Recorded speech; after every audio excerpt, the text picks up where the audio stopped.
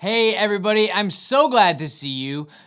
We have a Sunday and it's gonna be an amazing Sunday. You know why? Because we have a brand new big idea. We are learning about patience this month. This is the first week of us learning about patience. Guys, patience is waiting until later for what you want now. Waiting until later for what you want now. That is really, really tough. And today we're going to talk about a man in the Bible who had to be very, very patient. In fact, there's so many people in the Bible that are known for so many amazing things, but in fact, this guy is known for waiting. But before we get into that, I'm gonna tell you a little story about a time that I had to be patient. Now, you guys might not know exactly what this is. This is an album. It's a record, right? Look how cool that is. Look how big that is. It plays on a record player. And guys, this is from one of my favorite bands called the Pomegranates, okay? And they were breaking up. They weren't gonna be a band anymore, and they released this. It's like a limited edition. They only made like 300 or 400 of these. And they, so when I saw it go up, I immediately was like, I need to have this. This is my favorite band. They're not gonna be around much longer. I need to go. And I think I paid like $35 for this, okay? And so I paid $35 and I was like, oh man, I wonder when this is gonna come, right? Have you guys ever felt that? Have you guys ever ordered something and then are just like waiting and waiting and waiting for it to show up? Well, guys, I waited not 1 month, not 2 months, not 3 months, not even 4 months. And after 4 months, I actually sent an email to the company that I ordered this from and said, hey, I haven't heard anything. I haven't like gotten it yet. Am I missing something? Has it come out? And I didn't get a response. And so I waited like 5 months and 6 months and 7 months. And I thought, in between 6 and 7 months, I was like, I'm probably not gonna get this. I lost my money. I don't know what happened. I don't know what's going on, but like, I just probably will never ever get this thing.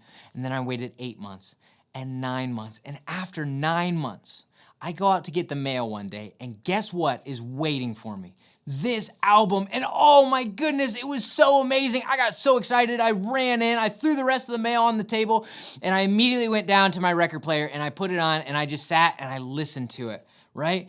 Guys, I had waited so long for this, something that I didn't think was going to happen, and then it happened, and it was amazing. And that is kind of like our friend Simeon. Guys, I told you before, Simeon was known for waiting. Guys, Simeon, in the Bible, it says that Simeon, in Luke chapter 2, verse 25, it says, in Jerusalem, there was a man named Simeon, and he was a good and godly man. That means he knew what the Bible had said. He knew what God had promised. He knew what God had said, and he did the right thing. Now, because Simeon knew what God had promised, right? He knew that early in the book, in the Bible, that God had promised to send someone. And in fact, in Isaiah, right, chapter 9, verse 2, this is what it says. This is what God promises. The people who are now living in darkness will see a great light.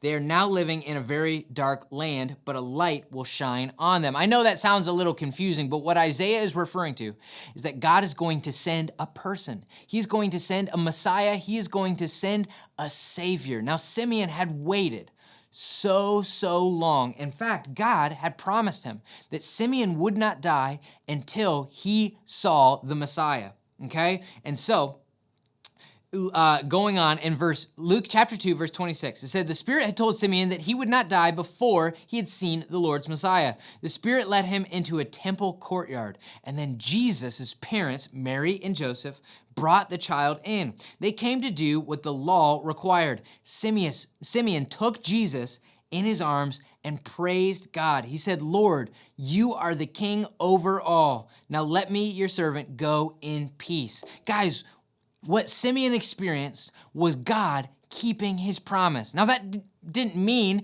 that it wasn't hard to be patient. That didn't mean that it wasn't hard to wait for all of that time, right? But what that did mean is that he wasn't alone while he was waiting. Guys, we can be patient because God is with us. You and me, we're gonna have to wait for things all our lives. There's gonna be things that we want, that we love, that we just have to wait for. But guess what? We are not going to be alone because God, one, always keeps his promises, and he will always be with us. Isn't that amazing? That doesn't make the waiting easier, but it just helps to know that we are not gonna be waiting alone. Guys, talk about that with your families this week. Talk about like things that you want to wait for and you've been waiting for a long time that you're excited for, and how it helps you to know that God is with you. And I will see you next week.